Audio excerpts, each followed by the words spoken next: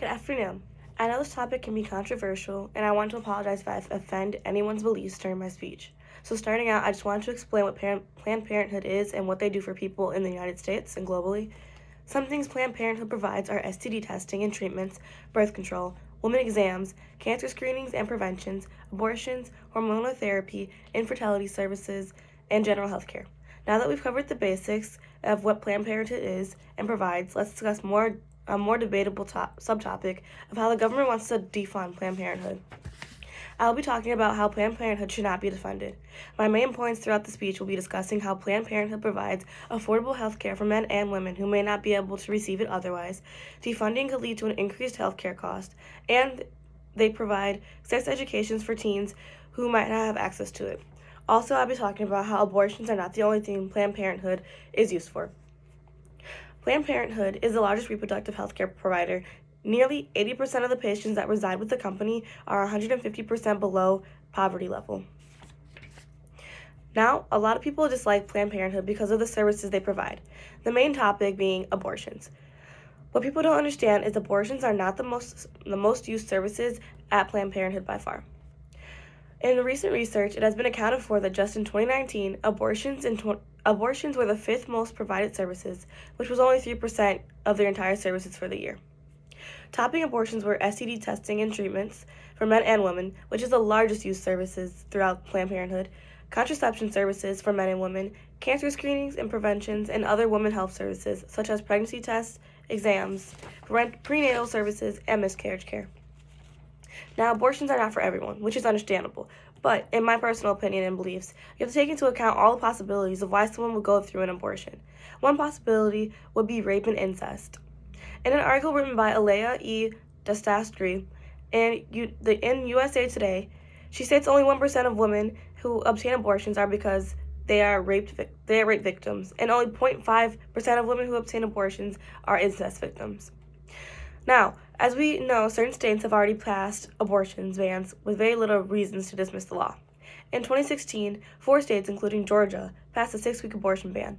Their only exception was rape. The only thing required was there had to be a police report for the alleged crimes. But research shows that 3 out of 4 sexual assaults are not reported, and out of every 1,000 rapes, only 5 perpetrators are convicted. This is not acceptable. When people are not affected or have relationships with those who are not affected, they have all the opinions on a woman's body. But when it is someone you know, a relative, a friend, and they've been put through the unimaginable, they make exceptions. Rape victims and incest victims only make up 1.5% of all of those who obtain abortions. One of the main reasons people get abortions are because they can't afford to raise a child and don't want to add to putting a child into foster care when some of the worst things happen to children. Having an abortion is one of the hardest things to do as a woman, but taking away the right to even make that decision is one of the worst things the government could do. Not to mention, having a safe place like Planned Parenthood to get an abortion taken away will cause illegal and dangerous abortion percentages to skyrocket. There are already 25 million unsafe abortions that happen yearly, which reside in mostly the developing countries, and 7 million unsafe abortions, which are the resultant complications. Unsafe abortions are also one of the many leading causes of death during pregnancy and childbirth. Just because people are not given a safe, professional option for their body does not mean they won't find a way to accomplish whatever it is they want to do with their body. Even though Planned Parenthood abortions services are at 3%, shutting the service down will cause a huge increase in deaths and complications all around. Would you rather have a family member or friend or close companion have a procedure done by people who know what they're doing rather than illegally and dangerously, and the outcome could even be death? Moving on to my next reason of why Planned Parenthood should not be defunded. They provide sex education to teens who might not have access to it. From personal experience, in health class, when talking about sexual education, part of class is that you need a permission slip from your parents to learn about sex ed. In my 9th grade health class, we were all sent home with permission slips that asked our parents if they wanted their child to be excused from the sex topic of health class or if they were allowed to reside in class. Now, typically, most teenagers become sexually curious or even sexually active with other people around the age of 15. It starts even earlier when teens and preteens become curious about their own bodies. Planned Parenthood provides a safe, confidential place to receive information on sex education. I realize that everyone does not agree on teens or preteens learning about sexual education or their bodies, but wouldn't you rather have your child know what they are doing when being curious with sex than having something go wrong or a complication? Planned Parenthood has trusted adults who can talk to teens and preteens about what they feel like they can't talk to their parents about. Everything for the most part stays between the patient and the nurse or doctor, and they will give them options for whatever they are going through. I believe everyone needs to be taught about sex education and taken care of in the area. Even parents or other people who do not agree on the concept and think preteens and teens are too young, it is the most beneficial for everyone if they are taught the pros and cons of having sex, the prevention of pregnancy, STIs, and many other important topics that could potentially prevent pregnancy or disease.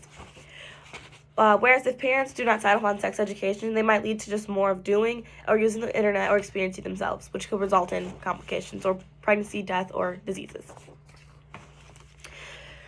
Lastly, Planned Parenthood should not be defunded because this is the largest health provider. As of right now, Planned Parenthood is here to provide health care no matter what. If you do or do not have insurance, you may qualify for low, no-cost services.